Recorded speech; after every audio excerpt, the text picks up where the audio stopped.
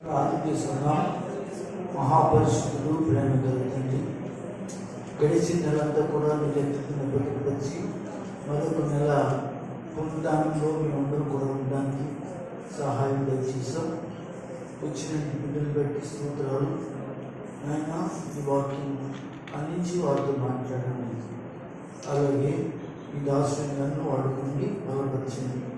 మీరే కావాల్సిన విషయాలు మాకు బయలుపరచండి.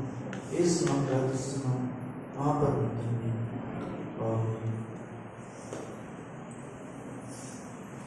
ఒకసారి ఇరు చేతులు పైకి స్తోత్రం చెప్పండి. మరొకసారి అందరూ చెప్పండి. ప్రభు సన్నిధిలో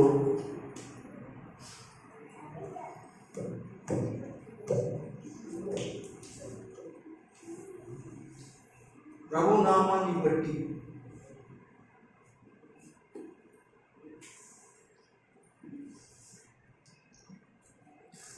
ఈ యొక్క మధ్యాహ్న కాలం ముందు ఆరాధనలో మనం ఉండడానికి దేవుడు సహాయం చేసి ఉన్నాడు. మనము డైరెక్ట్గా దేవుని యొక్క వాక్యంలోకి వెళ్దాం. 120 కీర్తన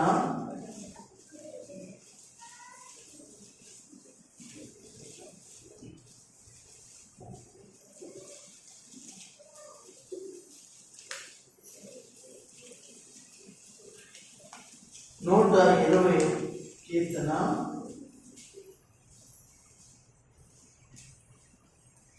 2వ వచనాన్ని చదువుకున్నాం. యెహోవా అబద్ధములాడు పెదవుల నుండి మోసకరమైన నాలుక నుండి నా ప్రాణమును విడిపించుము. అందరూ గట్టిగా స్తోత్రం చెప్పండి.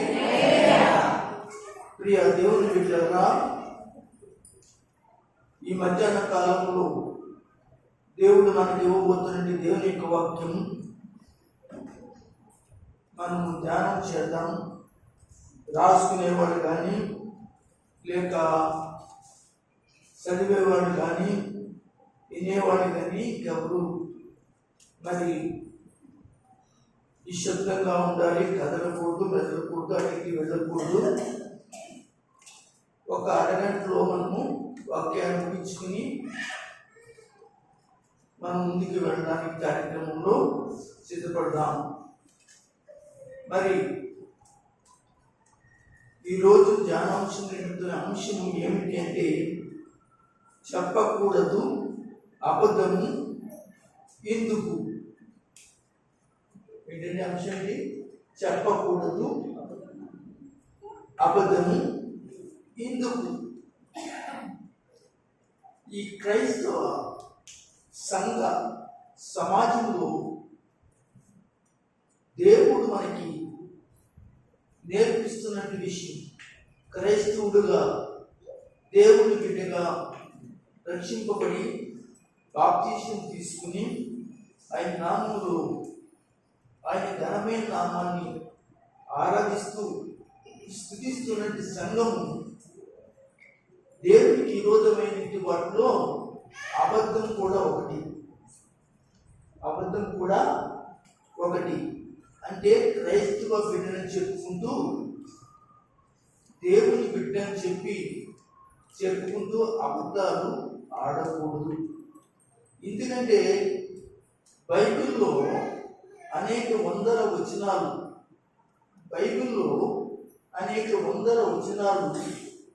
అబద్ధములు ఆడేవారి యొక్క పరిస్థితులు ఏమిటో, అబద్ధములకు అనగా వారి యొక్క జీవితాలు మరి ముందుకు కొనసాగిస్తున్న వారు ఎవరైతే ఉన్నారో బైబిల్లో వాళ్ళందరూ కూడా దేవునికి ఇష్టలుగా లేరు. వారు దేవునికి విరోధంగా పాపము చేసిన వారుగా ఉన్నారు. క్రియలలో అనేక క్రియలు ఉన్నాయి. ఈ అబద్ధం ఆడేటది కూడా ఒక క్రియ, ఇది ఒక పని. కొంతమందికి అబద్ధాలు ఆడే పని ఎప్పుడు ఉంటానే ఉంటుంది. కనుక సంఘంలో, సహవాసంలో, క్రీస్తులో ఉన్నట్టు వాళ్ళు ఉద్యోగం చేసేవాళ్ళైనా, లేకపోతే వ్యాపారం చేసేవాళ్ళైనా, ఆయా పనులు చేసుకునేవాళ్ళైనా, అనగా ఇంటికాడ పనులు చేసుకునేవాళ్ళైనా, ఆయా డ్యూటీలు చేసుకునేవాళ్ళైనా, ఏదైనా వర్క్ చేసుకునే వాళ్ళైనా, ఎవరైనా కానీ ఏం చేయాలంటే ఆ యొక్క పనుల్లో కానీ పరిస్థితుల్లో కానీ అబద్ధాలు ఆడకూడదు, చెప్పకూడదు. ఈ విషయం బైబిల్ మనకి ఎంతగానో బోధిస్తుంది. ఎన్నో వందల వచనాలు కానీ అవన్నీ మనం ధ్యానం చేయడానికి కుదరదు. కానీ ఒక 4 ఒక 5 మాటలు నేను గుప్తంగా లోతుగా కూడా వెళ్ళను, గుప్తంగా మాత్రం చెప్పి నేను ఇస్తాను. ఎందుకంటే మన మధ్య ఇంకా కార్యక్రమం ఉంది కనుక జాగ్రత్తగా మనం గమనించుకుని మనం దేవుని యొక్క వాక్యాన్ని వినాలని తెలియజేస్తున్నాము. ఇక్కడ కీర్తనకారుడైనది దావీదు అంటాడు, యెహోవా అబద్ధమాడు పెదవుల నుండి, మోసకరమైన నాలుక నుండి నా ప్రాణమును విడిపించింది. ఇది చక్కటి మాట, నా ప్రాణమును విడిపించు. దయచేసి ఈ విషయాన్ని మీరు జాగ్రత్తగా మనసులో పెట్టుకోవాలి. ఎక్కడి నుంచి విడిపించమని ప్రార్థన చేస్తున్నాడు? ఎక్కడి నుంచి? మోసకరమైనది మరి నాలుక నుండి, అబద్ధమాడే పెదవుల నుండి నన్ను రక్షించు. అంటే దానికి అర్థం ఏమిటి అంటే, దావీదు అబద్ధం ఆడకూడదు, అంటే మోసకరమైన మాటలు చెప్పకూడదు, నన్ను కాపాడు, నా నోటికి నువ్వు ఏం పెట్టాలంటే వాక్యము, అంటే దేవుని మాటలు, పవిత్రమైన మాటలు, మంచి మాటలు, అంతే తప్ప మరి న్యాయమైన మాటలు, మరి పద్ధతైన మాటలు తప్ప మరి ఏదో మాటలు మాట్లాడకూడదని దావీదు భక్తుడు మనకు తెలియజేస్తారు. ఈ రోజున సంఘాల్లో, మన సంఘంలోనే కాదు కానీ అనేక సంఘాలు, భూమి మీద సంఘాలు కాకుండా భూమి మీద వారు అనేక మంది, బయట అనేక ప్రజలు, అనేకమైన మరి కులాల వాళ్ళు, మతాల వాళ్ళు, ఇలాగ ఎంతోమంది ఉన్నారు. ఇలాగా వాళ్ళందరూ కూడా ఎలాంటి జీవితాల్లో ఉన్నారు అంటే, ఇదిగో అబద్ధం ప్రతి దానికి అబద్ధమే. ఏమండి? అబద్ధము ప్రతి దానికి అబద్ధమే అంటారు కదా. ఒక 1000 అంటే 100 అబద్ధాలు ఆడి ఒక పెళ్లి చేయాలా? అబద్ధాలని పెళ్లి చేయటువంటి ఎవరు చెప్పాడు? సైతాన్ గారు చెప్పుంటాడు ఆ మాట, అబద్ధాలు ఆడి. ఎందుకంటే అబద్ధాలు ఆడితే సైతాన్ గారు కాబట్టి. కనుక అబద్ధాలు ఆడకూడదు. మనం పెళ్లి చేసుకునేటప్పుడు నిజమే మాట్లాడాలి. అది ఆడపిల్లలకైనా పిల్లలకైనా జరిగేటప్పుడు జరుగుతాయి. అయితే ఇలాగా ప్రతి విషయంలో కూడా మనం అబద్ధాలు ఆడుతూ ఉంటుంటాం. ఈ అబద్ధాలు ఆడిస్తున్నది ఎవరంటే ఈ లోకంలో ఉన్నట్టు అధికారి అయిన సైతానని మనకి బోధిస్తుంది. అందరూ స్తోత్రం చెప్పండి. కొన్ని మాటలు మనం చదువుకుందాం జాగ్రత్తగా. ఈరోజు మరి దైవజనుడితో కానీ, దైవ సంఘంతో కానీ, మరీ ముఖ్యంగా దైవ పిల్లలతో కానీ, మరీ ముఖ్యంగా దేవునితో కానీ అబద్ధములు ఆడేటంటి, అబద్ధములు పలికేటంటి పెదవులు కానీ, నాలుగు కానీ మనకు ఉన్నట్లయితే, ప్రభువా నా నోటిని కాల్చు, నా నోటిని కాల్చు, నా నాలుకను నీ వాక్యం చేత కాల్చు. దేవునికి స్తోత్రం. ఇంకా మనం ఎందుకు అబద్ధాలు ఆడతామంటే, మన నోటిన దేవుని వాక్యం లేదు, దేవుని పలుకు లేదు, దేవుని ఉత్సరణ లేదు, దేవుని యొక్క ఆరాధన లేదు. మరి నేను వస్తున్నది ఆరాధన కదా, నేను వింటుంది ఆరాధన కదా, అవును. కానీ నీవు అనగా హృదయపూర్వకమైన ఆరాధన, ఆత్మపూర్వకమైన ఆరాధన వస్తే నీ పెదవుల నుంచి ఏమి రాదు? వాక్యం తప్ప ఈ యొక్క అబద్ధాలు రాదు. దావీదు భక్తుడు అంటాడు 39వ కీర్తన 1వ వచనంలో, తొందరగా స్పీడ్గా చదివేయండి.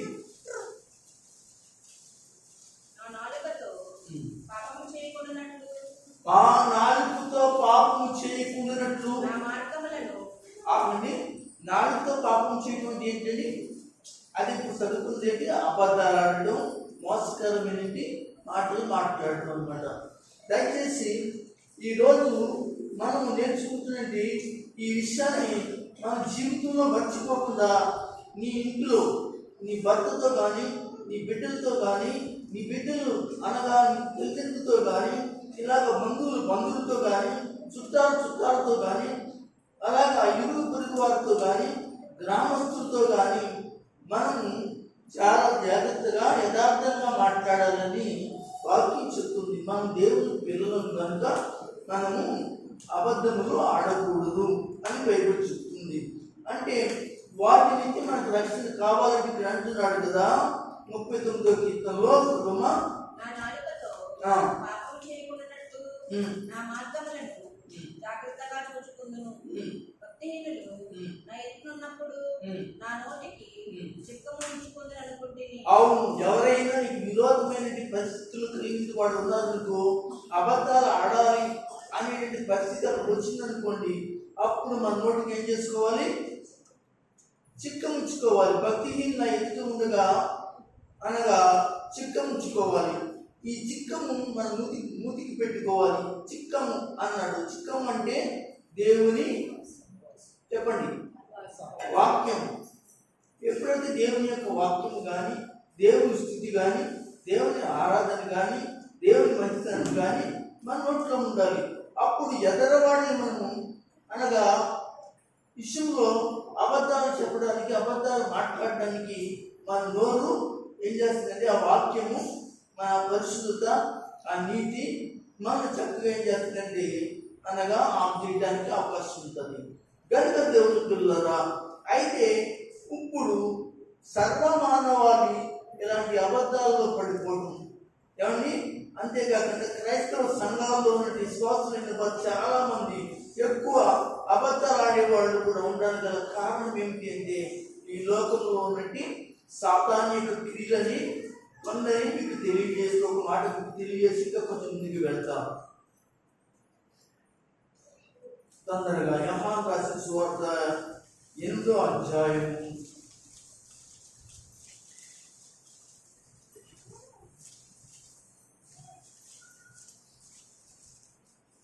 44 అనుకుంటున్నాను. చదవండి.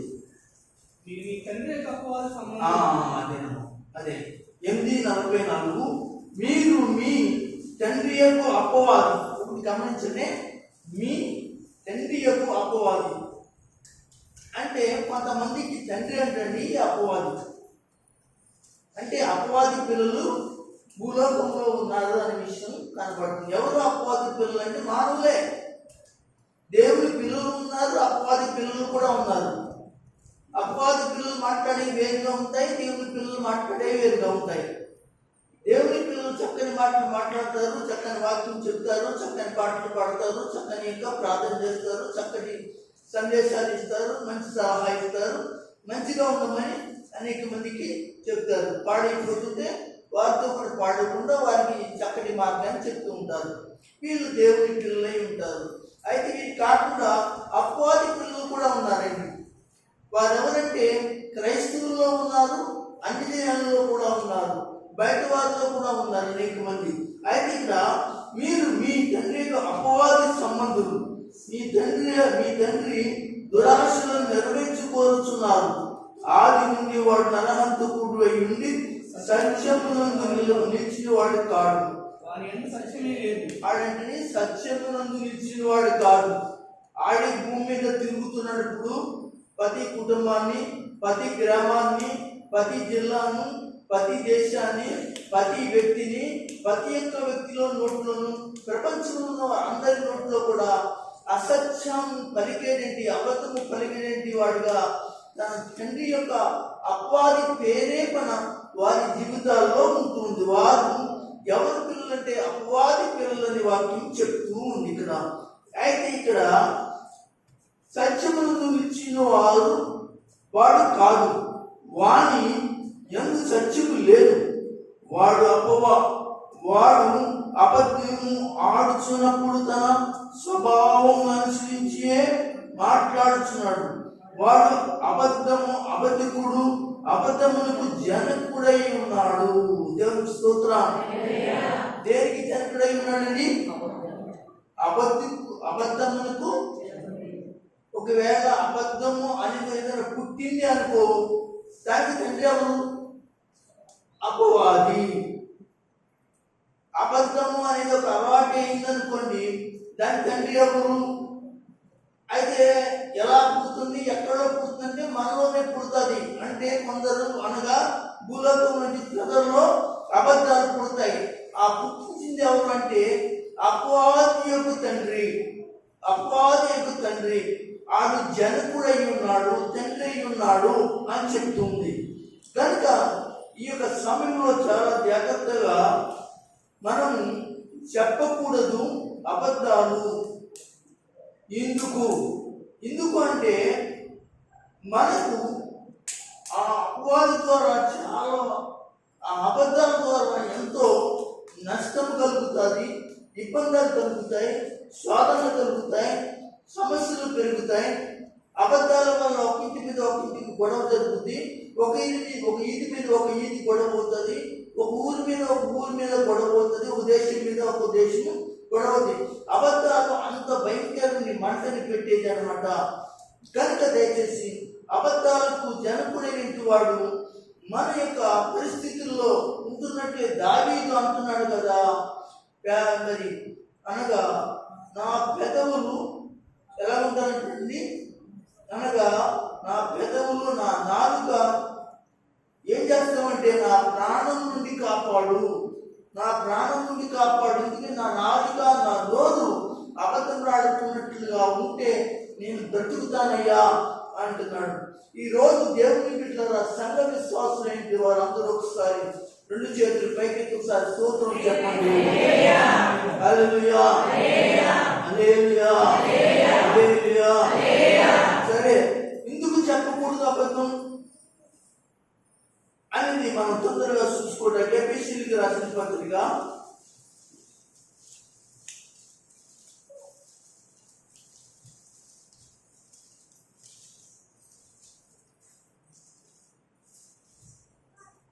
4వ అధ్యాయము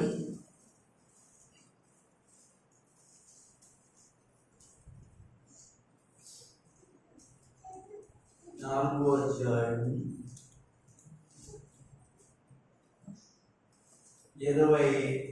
వచనం చదవండి. మనము ఒకరినొకరు అవయములై ఉన్నాము కనుక మీరు అబద్ధం ఆడటం మాని ప్రతివాడును తన పొరుగువానితో సత్యమే నిజమే మాట్లాడాలి. దేవుని స్తోత్రం. ఇప్పుడు చెప్పండి, అబద్ధం ఆడి 100 అబద్ధాలను పెళ్లి మంచిది అంటారా? ఒక అబద్ధాలు ఆడే కుటుంబాన్ని కాపాడడం మంచిది అంటారా? నిజం చెప్పి ఒక కుటుంబాన్ని కాపాడాలి, నిజం చెప్పి ఒక పెళ్లి చేయాలి. అదే దేవుడు సత్యవంతుడని దేవుడు చేసేది కార్యం. కనుక ఇక్కడ ఏమంటాడంటే సంఘం అవయవాలై ఉన్నారు, శిరస్సేమో యేసు ప్రభు అయి ఉన్నాడు. సంఘముకు శిరస్సు ఎవరు? యేసు ప్రభు. మనం ఒక్కొక్క అవయవై ఉన్నాం. గోరు, ఎంటిక, కాలు, చెయ్య, ముక్కు, నోరు, లివరు, ఇలా చెప్పుకుంటూ వెళ్తే ఎన్నో అవయవాలు ఉన్నాయి. ఆ అవయవాలన్నీ కూడా ఒక శరీరము అన్నాడు. అంటే ఇక్కడ ఉన్నవాడు ఒక్కొక్క అవయవం. ముక్క అయి ఉండొచ్చు, ఒక కన్ను అయి ఉండొచ్చు, కంటిలో ఉన్నది ఒక తెల్ల గుడ్డ అయి ఉండొచ్చు, ఆ కంటిలో ఒక తెల్ల గుడ్డ అయి ఉండొచ్చు. ఇలా చెప్పుకెళ్తే ఒక్కొక్క రకమైన అవయవం శరీరంలో ఉన్నాయి. కనుక ఆ యొక్క సంఘం ఎలాగుందంటే ఒక అవయవాలై ఉన్నారు. కనుక అంటూ ఇక్కడ ఏమంటాడంటే చాలా జాగ్రత్తగా మీరు అబద్ధం ఆడటం మాని ప్రతివాడు తన పొరుగువారితో సత్యమే మాట్లాడవలను. ఎందుకని మీరు అవయవాలై ఉన్నారు కనుక సంఘంలో అవయవాలై ఉన్నారు. అంటే సంఘంలో అనగా ఎఫెసీ సంఘంలో, సంఘ విశ్వాసుల్లో చాలా భయంకరమైన అబద్ధాలు మొదలెట్టారు, అబద్ధాలు ఆడటం మొదలెట్టారు. అనేక అబద్ధాలు మాట్లాడటంలో ఆరితేరిపోయి ఉన్నారు. భయంకరమైన మోసకరమైన అబద్ధాలు అనగా పిల్లలు, తల్లులు, తండ్రులు ఈ విధంగా రక్షింపబడి కూడా అబద్ధాలు ఆడుతూ సంఘాల్లో ఉన్నారు ఎఫెసీలో. అప్పుడు దైవజనుడైన పౌలు గారితో దేవుని ఆత్మ మాట్లాడుతూ, మీరు ఎవరై ఉన్నారంటే దేవుని యొక్క సంఘమై ఉన్నారు, దేవుని శరీరమై ఉన్నారు. మీరు ఒకరికొకరు అబద్ధాలు ఆడుకుంటూ వల్ల ఇప్పుడు పాడయ్యేది ఏంటంటే దేవుని శరీరము. దేవుని శరీరము పాడవడానికి ఇష్టం లేదు కనుక మీరు అబద్ధాలు ఆడటము మానుకోండి అని సంఘానికి హెచ్చరించడం జరుగుతుంది. దేవునికి స్తోత్రం చెప్పండి, హల్లెలూయా చెప్పండి, హల్లెలూయా చెప్పండి.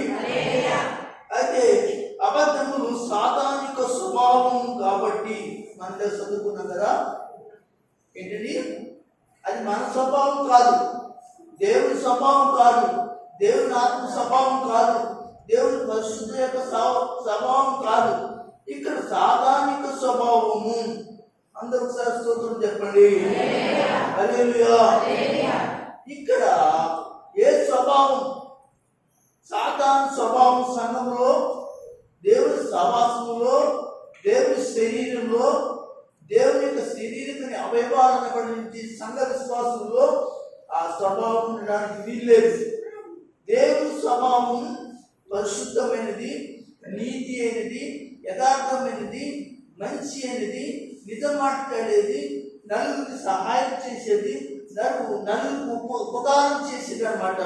కనుక అలాంటి స్వభావం కలిగిన వారై ఉండాలి. దేవుని స్తోత్రం చెప్పండి, హల్లెలూయా. కనుక మనము ఒకరినొకరు అవయములై ఉన్నాము కనుక మీరు అబద్ధం ఆడటం మాని ప్రతివాడు తన పొరుగు వారితో సత్యమే మాట్లాడవలెను. అబద్ధం ఆడటం ఆడకూడదు.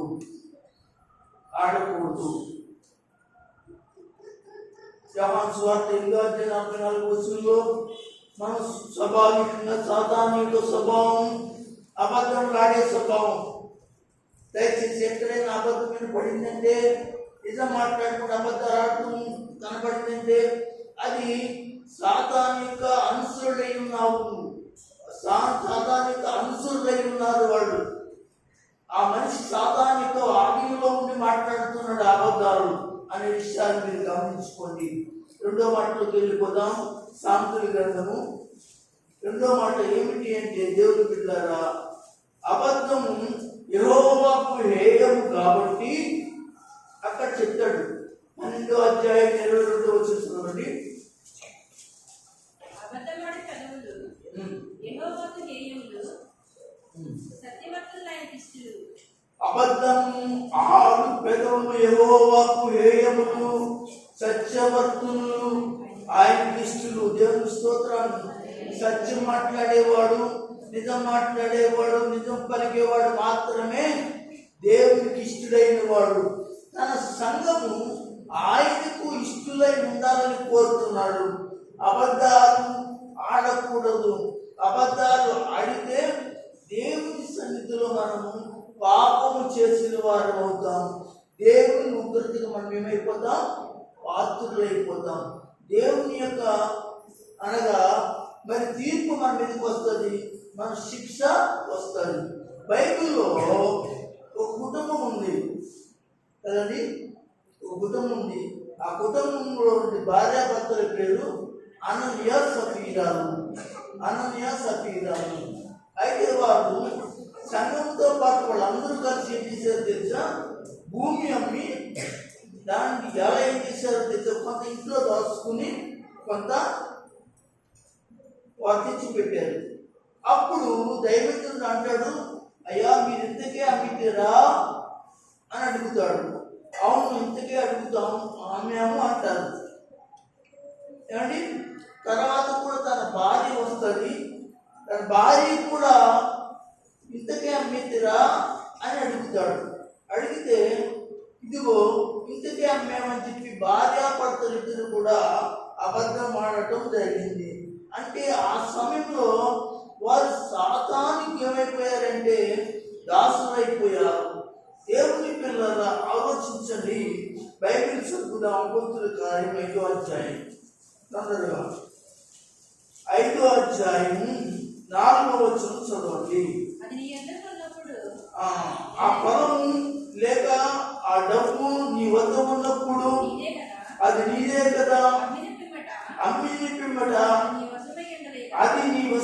ఉండలేదా? ఇందుకు ఇందుకు సంగతి ఈ సంగతి నీ హృదయంలో ఉద్దేశించుకున్నావు. మనుషులతో కాదు, నువ్వు మనుషులతో కాదు, దేవునితోనే దేవునితోనే అబద్ధమాడుతున్న అబద్ధాలు ఆడితివి. దేవునికి స్తోత్రం. హల్లెలూయా, హల్లెలూయా. ఇక్కడ 5వ వచనంలో కూడా అందులోకి అననీయ కూడా వచ్చిందండి. ఈ యొక్క మాటలు వింటుండగానే ప్రాణం విడవగా మిగిలిన వారందరికీ మిగులు భయము కలిగింది. అప్పుడు పడుచువారు లేచి వారిని పట్టణంతో చుట్టి మోసుకుని పోయారు. దేవునికి స్తోత్రం చెప్పండి, హల్లెలూయా చెప్పండి. ఇక్కడ 7వ వచనంలో ఇంచుమించు 3 గంటల సేపటికి వారి భార్య కూడా వచ్చింది. లోనికి వచ్చినప్పుడు పేతురు అనే యొక్క సేవకుడు మాట్లాడుతున్న మాట ఏమిటంటే, మీరు భూమిని ఇంతకే అమ్మితిరా, నాతో చెప్పమని ఆమెను అడిగింది. అందుకు ఆమె, నీవు అవును ఇందుకే అని చెప్పింది. దేవుని స్తోత్రం చెప్పండి, హల్లెలూయా. చూడండి, అందుకు పేతురు అంటున్నాడు, ప్రభు యొక్క ఆత్మను శోధించి మీరు ఇందుకు ఇద్దరు ఏకీపించారు, ఇద్దరు ఇందుకు అబద్ధాలాడారు అని చెప్పేసి చెప్పగానే, ఇదిగో నీ పెనిమిటి పాతి పెట్టిన పాదాలు వాకిట్నే ఉన్నాయి, వారు నిన్ను కూడా మోసుకుని పోదని ఆమెతో చెప్పిన వెంటనే ఆమె తన పాదముల వద్ద ప్రాణము విడిచెను. దేవునికి స్తోత్రం. చూసారా, ప్రాణము విడిచెను. చదువుకున్న దావిదేమన్నాడు అన్నమాట, నా యొక్క పెదవుల నుండి కానీ నా నాలుగు నుండి కానీ ఏం రాకూడదు అనగా అబద్ధం ఆడకూడదు. ఎందుకంటే నా ప్రాణం పోతుంది అబద్ధం ఆడితే. దేవుడా కనుక నిజము మాట్లాడేటట్లుగా నన్ను సత్యవంతుడిగా చేయను, ఆయన సత్యవర్తుడిగా చేయను. శాంతి గ్రంథంలో అదే కదా చెప్పాడు, 12:22 సత్యవంతుడిగా అంటున్నాడు. చూద్దాం, ఆయనకి ఇష్టం లేదట. సర్వం ఒకసారి 12:22 తొందరగా స్పీడ్గా. అబద్ధమాడే పెదవులు యెహోవాకు హేయములు. దేవునికి హేయములు అంటే చాలా భయంకరమైన ఇష్టం లేని కార్యము. దేవునికి హేయములు చాలా దుర్మార్గమైన పని, దేవునికి ఇష్టం లేని పని హేయము. కనుక సత్యవంతులు మాత్రమే, నిజంగా మాట్లాడేవారు మాత్రమే ఎవరైతే నాకు ఇష్టమై ఉన్నారు అంటున్నాడు కింద. సత్యవంతులు దాని నిష్ఠులు. దేవునికి స్తోత్రం. అందుకే చెప్పకూడదు అబద్ధము. ఎందుకు అంటే ఇలాంటి పరిస్థితుల్లో చిక్కుకోకూడదని దేవుడు మాట్లాడుతున్నాడు. ఇలాంటి పరిస్థితులు మన మీదకి రాకూడదని మనం జాగ్రత్తగా ఉండాలి. మనం ముందుకు వెళ్ళిపోతాం. 3వ మాట చదువుకుందాం. కనుక దయచేసి ప్రకటన గ్రంథము 21వ అధ్యాయం తెరవండి. అబద్ధములు ఆడేవారు నరకమునకు నడిపించబడుతున్నారు కాబట్టి, అందుకని అబద్ధాలకు వెళ్ళకూడదు. అబద్ధాలు ఆడే వాళ్ళందరూ కూడా ఏమండి దేవుని పిల్లలని అనిపించుకుంటూ, దేవుని అనగా దేవుని యొక్క సన్నిధి పోస్తూ, కానుకలిస్తూ, పరిచర్య చేస్తూ, అనగా కూటాలు పోస్తూ, ఇలాంటి ఎన్నో చేస్తున్నప్పుడు కూడా అబద్ధములు ఆడేవాళ్ళు దేవుడు నరకమును తీసుకువెళ్తాడు. 21వ అధ్యాయము 8వ వచనం అమ్మా. ఆ పిరికి వారును, అవిశ్వాసులను, అశ్లీలను, నరహంతకులను, వ్యభిచారులను, మాంత్రికులను, విగ్రహారాధకులను. చూడండి, వీళ్ళందరితో పాటు ఎవరున్నారు ఇక్కడ? అబద్ధికులు ఉన్నారు. ఇక్కడ వీళ్ళందరినీ తీసుకెళ్ళి ఎక్కడ వేస్తున్నాడు? అగ్ని గంధకములో, అగ్ని గంధకముతో ఉన్నట్టు ఆ యొక్క మంటి గుండంలో వేస్తాడు దేవుడు. కనుక భూమి నుండిగానే మన యొక్క నోటిని, మన నాలుకను, మన పెదవులను పవిత్రముగా మాట్లాడినట్లు, అనగా అబద్ధం ఆడుకున్నట్లుగా జాగ్రత్తగా చూసుకుని బ్రతికేటువంటి క్రైస్తవ సహోదరిగా, సహోదరుడిగా నీ ఉండాలని మీకు తెలియజేస్తుంది. అబద్ధాలు ఆడకూడదు, అబద్ధాలు అసలు ఆడకూడదు. రాష్ట్రాల దగ్గర అబద్ధాలు ఆడకూడదు. కాలేజీ స్టూడెంట్ కానీ, హై స్కూల్ స్టూడెంట్ కానీ, బోర్డు స్కూల్ స్టూడెంట్ కానీ అబద్ధాలు ఆడకూడదు. అర్థమవుతుందండి. అనగా మన ఉపాధ్యాయులకి, మన గురువు దగ్గర, అలాగే ఇంట్లో పెద్దవాళ్ళ దగ్గర అబద్ధాలు ఆడకూడదు. ఎక్కడికి వెళ్ళావో అని అడిగితే, ఏం చేసావో అని అడిగితే, ఇంత టైం ఏంటి అంటే నిజం చెప్పాలి తప్ప అబద్ధము ఆడకూడదు. నువ్వు అబద్ధం ఆడావంటే నువ్వు తప్పు చేసావు అన్నమాట, అంటే అపవాది చేతిలో ఉన్నావు అన్నమాట. కనుక దేవుని యొక్క బిడ్డలారా, ఈ యొక్క మధ్యాహ్న కాలం ముందు యవనస్తులైన వారు ఈ రోజున ఎన్ని అబద్ధాలన్నీ, ఒక తప్పు చేయడానికి అబద్ధం ఆడుతున్నాడు, ఒక పొరపాటు చేయడానికి అబద్ధం ఆడుతున్నాడు. బయట అబద్ధమా, ఎక్కడ పడితే అక్కడ అబద్ధమే, ఎక్కడ చూసినా అబద్ధమే, ఏం చూసినా అబద్ధమే, అబద్ధము లేదే తెల్లవారుతూ లేదన్నట్లుగా ఆ యొక్క మనుషుడు జీవిస్తూ ఉన్నాడు. ప్రియులారా, దయచేసి దేవుడు అంటున్నాడు, మానేసుకోండి, సత్యవంతులు అవ్వండి, సత్య ప్రవర్తనలు ఇవ్వండి, మీ ప్రవర్తన మానేసుకోండి, లేకపోతే అగ్ని గ్రంథకములలో ఏం చేయబడతారు, మీరు పడవేయబడతారు అని చెప్పి. అంత అవసరం అంటారా మనము? ఏమండి, విగ్రహాలను విడిచి, అనగా లోకాన్ని విడిచి, అన్ని విడిచి శివరాత్రికి ప్రభుని అంగీకరించి బాప్తిసం తీసుకుని మార్పు పొందుతారా? తిరిగి మన లోకంలో పడిపోయి, అబద్ధాల్లో పడిపోయి మన నరకంలోకి వెళ్ళడం అంత అవసరం అంటారా? ఆలోచించాలని మీకు తెలియజేస్తున్నాను. దేవునికి స్తోత్రం చెప్పండి. హల్లెలూయా, హల్లెలూయా, హల్లెలూయా, హల్లెలూయా.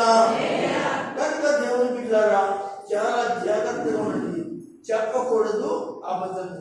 ఎందుకో తెలుసంటే, భయంకరమైన అగ్నిగుండం ఉంది. ఆ యొక్క అగ్నిగుండంలో పడవేయబడుతున్నారు. ఎవరంటే, ఇదిగో అబద్ధికులు. మరి కొంచెం ముందుకు వెళ్దాం. మనం 4వ మాట కూడా చదువుకుందాం. శాంతి గ్రంథము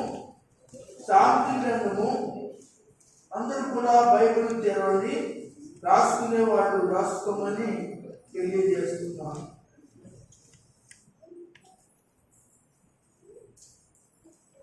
శాంతి గ్రంథము 21వ అధ్యాయం తీయండి.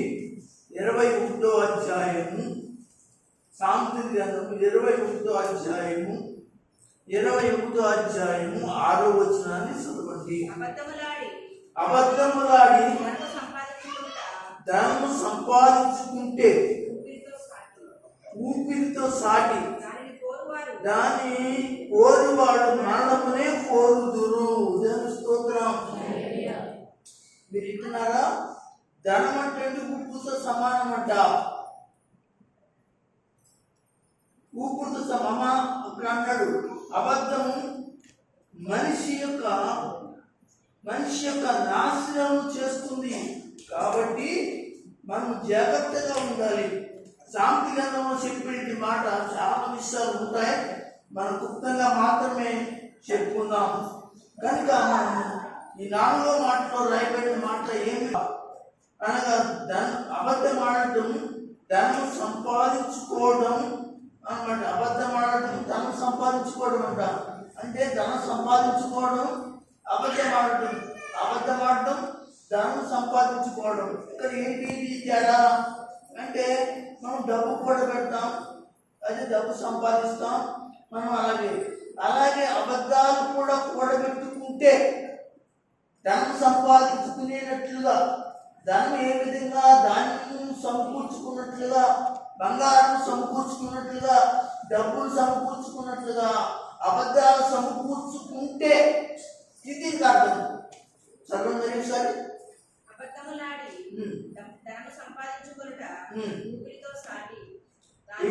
ఊపిరితో చాలా మంది అబద్ధాలు ఆడి ధనం సంపాదించుకునే వారికి రేపు ఊపిరి ఎప్పుడు వెళ్ళిపోతుందో తెలియదు కనుక అలా ధనం కూడా నీ దగ్గర ఉండదు అనే మాట ఇక్కడ తెలియజేస్తున్నాడు. దేవుని బిడ్డలారా, ఈ సమయంలో దేవుని వాక్యం మీతో మాట్లాడే మాట చాలా జాగ్రత్తగా ఆలోచించండి. కనుక ప్రభు సన్నిధిలో నేను చెప్తున్న మాట ఏమిటి అంటే, ఇక్కడ చాలా జాగ్రత్త, అబద్ధ విషయంలో చాలా జాగ్రత్తగా ఉండాలని మరొకసారి మీకు నేను తెలియజేయడం జరుగుతుంది. ఎందుకంటే కయ్యన ఏం చేశాడు అన్నమాట, ఈ తమ్ముడు ఎక్కడ ఉన్నాడు అని అడిగితే ఏమన్నాడు, నాకు తెలియదు అన్నాడు, నేను కావలి వాడినా అన్నాడు. అబద్ధం ఆడాడు కనుక ఎవరిని దేవుని యొక్క తీర్పులోనికి వెళ్ళాడు. ఇది మాట్లాడు నీ యొక్క మరి జీవితంలో అబద్ధాలకు జనకుడైనటువంటి ఆ యొక్క సైతానికి దూరంగా ఉండాలని దేవుని వాక్యం చెబుతూ ఉంది. కనుక దేవుని బిడ్డారా, ఇక్కడ చెప్పేది ఇక మాట, ఇక్కడ ఊపిరితో సాటి దాన్ని కోరువారు మరణమునే కోరుదురు. అవును, ధనము ఎప్పుడు వెళ్ళిపోతుందో తెలియదు, అలాగే మన ఊపిరి ఎప్పుడు వెళ్ళిపోతుందో ఎవరికి తెలియదు. ఇలాగ అబద్ధాలు ఆడి ధనం సంపాదించిన వాడు లేక మానలేదండి. కనుక దేవుని బిడ్డలారా, దేవుని వాక్యం చదివిస్తుంది, అది ఊపిరి వల్లే ఎప్పుడు ఎగిరిపోతుందో, నీ పరిస్థితి ఎప్పుడు మారిపోతుందో తెలియదు. కనుక దయచేసి ఈ అబద్ధం జోలికి మాత్రమే వెళ్ళకూడదని దేవుడు మాట్లాడుతున్నాడు. దేవుని స్తోత్రం చెప్పండి, హల్లెలూయా చెప్పండి, హల్లెలూయా. కనుక దేవుని సంగమా, దేవుని పిల్లరా, మీరు గమనించాలి. ఆఖరిగా ఇందాక చదువుకున్న మాటని మనం చదువుకున్నాం. ఒకసారి సంఘములకు దేవుడిచ్చిన ఆజ్ఞ కాబట్టి అదే ఎఫెసీయులకు 4వ అధ్యాయము ఒకసారి మనం చదువుకుని ముగించుకుందాం. 25 అనుకుంటుంది కదండి. మనం ఒకరినొకరు అభయములై ఉన్నాము. దేవుడిచ్చిన ఆజ్ఞ సంగమా, దేవుడిచ్చిన ఆజ్ఞ ఏంటి? ఈ ఆజ్ఞలోంచి మనం ఏం చేయకూడదు, బయటికి వెళ్ళకూడదు. దేవుడు ఆజ్ఞాపిస్తున్నాడు సంఘానికి, మీరందరూ కూడా నీ పక్కవారు, నీ తోటి వారు, నీతో బాప్టిసం తీసుకున్న వారు, నీతో జీవించిన వారు, నీలో అనగా బాప్టిసం పొంది, నీటిలో బాప్టిసం పొంది, అలాగే రక్షణలో సాగి బల తీసుకుంటున్న వారు, ప్రభు సన్నిధిలో ఉన్నవారు, మీరందరూ యేసు ప్రభు వారి యొక్క అవయవాలై ఉన్నారు. దేవుని ఆజ్ఞ, దేవుని ఆజ్ఞ.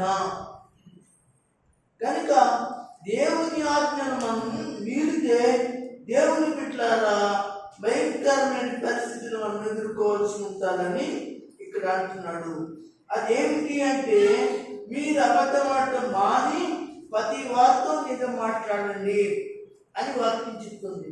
నిజం మాట్లాడండి, అన్ని విషయాల్లో మాట్లాడాలి, ప్రతి విషయంలో మాట్లాడాలి. ఏమండి ఆలోచించండి, ఇన్నిసార్లు దేవుడు మాట్లాడుతున్నాడు. రేపొద్దున అబద్ధం ఆడుతున్నామంటే బైబిల్లో ఒక మాట ఉంది, నీళ్లు పోయబడిన వారికి పోయబడును అని ఉంది. అంటే అబద్ధాలు ఆడిన వాడికి అబద్ధాలతోనే మోసం చేయబడతాడు, అంతకంటే ఎక్కువగా మోసం చేయబడతాడు, మోసం చేయబడతావు. కనుక జాగ్రత్త. కనుక నువ్వు మోసం చేయటం ఎందుకు, మోసపడటం ఎందుకు? కనుక ఓ సంగమా, దేవుడు మాట్లాడే మాట చాలా జాగ్రత్తగా ఆలోచించి నీ జీవితంలో చెప్పకూడదు ఎప్పుడు అబద్ధము. ఎందుకంటే ఇదిగో అది అబద్ధం సాతానిక స్వభావం. అబద్ధము మనిషిని అన్నమాట నాశనం చేస్తుంది. కాబట్టి అబద్ధం అనగా యెహోవాకు హేయము కనుక, మరి అబద్ధము నరకంలోనికి నడిపిస్తుంది కనుక వద్దు, అన్నీ కూడా వద్దు. మనము నమ్మకముగా ఉందాం, నిజమే మాట్లాడదాం. మన దేవుడు నమ్మకమైన వాడు, నిజమైన సాక్షి. దేవుని స్తోత్రం. నమ్మకమైన వాడు, నిజమైన సాక్షి. అయితే అలాంటి సాక్ష్యం కలిగిన దేవుడు మనం ఎన్నుకున్నాడు కనుక మనం కూడా మాట్లాడేటప్పుడు మన యొక్క జీవితంలో ఆ నమ్మకమైనదిగా ఉండాలని దేవుడు కోరుకుంటున్నాడు. ప్రకటన గ్రంథము ఒక మాట సరి ముగించుకోవాలి. 1వ అధ్యాయం 1వ అధ్యాయం